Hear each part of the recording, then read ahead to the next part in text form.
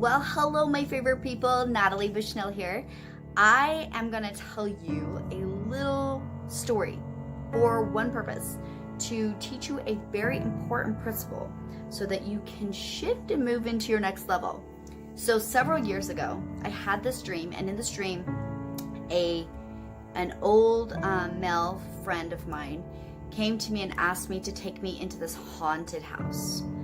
Actually, so excuse me, it was a haunted hospital. And I was like, no way, like that's evil, scary, bad, I'm not going in there. And he's like, Natalie, you're the only one I trust to take me in here. And so I end up taking them through this haunted hospital, you know, like those creepy ones that you see like pictures of and you're like, I am not going in there.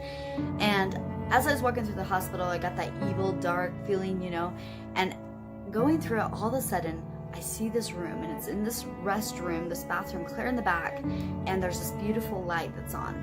And when I go into that bathroom, there's this little girl, she's about 4 or 5, and she's got 2 little brothers, and they're in the bathtub playing, and she's flipping pancakes, and they're having fun, and she's feeding them, and everything's good. And I thought for a second, it's like, doesn't she know she's dead? Doesn't she know that this is scary? Like, why is she so happy? And as we were coming out of the hospital, we started walking down the road, and this male figure turned into this woman. And as I was talking to her, I looked over, and there was this beautiful pond of water. And this little girl and these 2 little boys were swimming in this water, and you could see through the water. It was crystal clear. You could see the seaweed underneath. It was beautiful. And I turned to her and I said, you know, if we jump in that water, she's like, I know, right? It's going to get dark and scary, and the seaweed's going to eat us, and we're all going to die. Right? And I was like, right? And it's like, why is that? And so we were just talking about it as we're walking up this path. And as I get to the top of this path, Oprah Winfrey is sitting at the top of the path waiting for me. And I get on stage with her, and she and I are just having fun talking back and forth. And all of a sudden I hear this weird noise.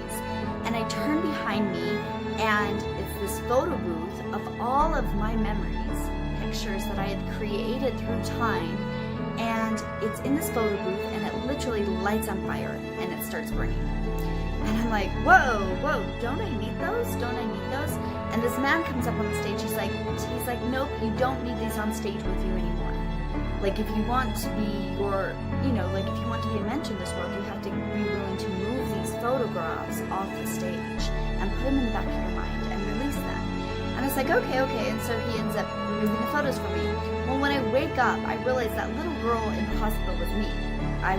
My mom had separated from my dad, and so I was raised by a single mom for a period in my life. And I ended up taking care of my little brothers. And as adults, we often are reverting naturally back based on subconscious beliefs or DNA. We'll revert back and think of only the negatives sometimes in our lives. And in the past, I had a lot of trauma, and I would repeat stories, and I would like talk. And I learned that wasn't serving me anymore. And that's why on the path when I was walking with that woman, we in our childhood, we're a lot more resilient and innocent, and things are perfectly fine and clear. And no matter how horrible life is, we generally are able to adapt.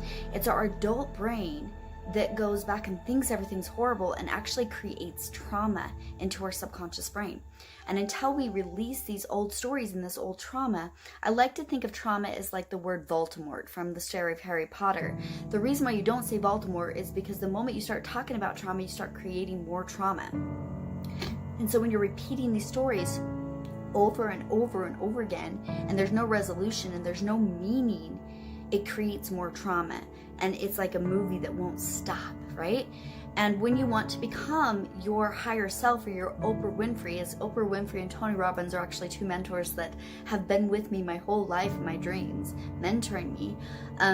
If you want to step into that Oprah Winfrey or your Tony Robbins aspect, you need to release the old stories and create meaning and actually learn from them so that you can actually rise in your development. And so I had a client who reached out to me today, and she has a lot to say because she has a lot to process through.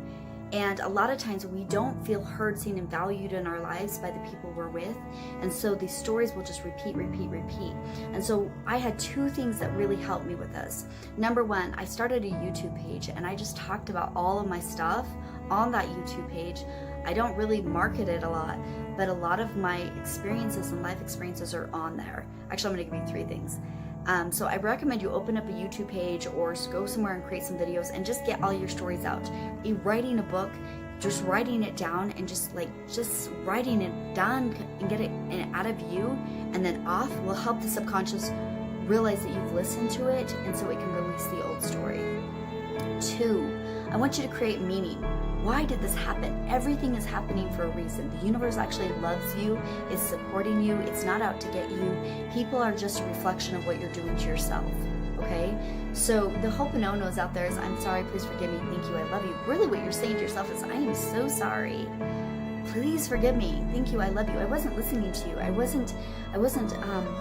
was betraying you. I wasn't being authentic to what I was, right? So you're actually saying the Ho'oponopono to yourself. So those are create meaning, find out what the purpose, and then apologize to yourself.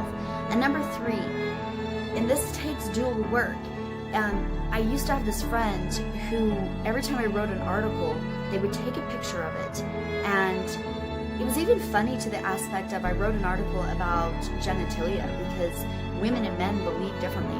Men will send a woman a new picture thinking that he's giving her a gift because he wants to receive one back. And women take offense by this, but the truth is he just doesn't know how to love properly.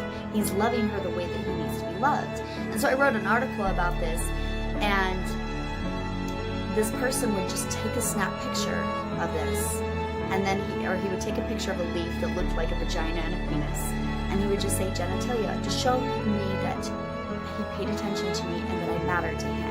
And so when you're dealing with somebody like this, listen to them and make them feel like they're mattered, or find somebody who will make you feel like you matter so you can heal this wound, and then you'll notice when people are healed because they will just stop talking about certain stuff. It just won't matter to them anymore.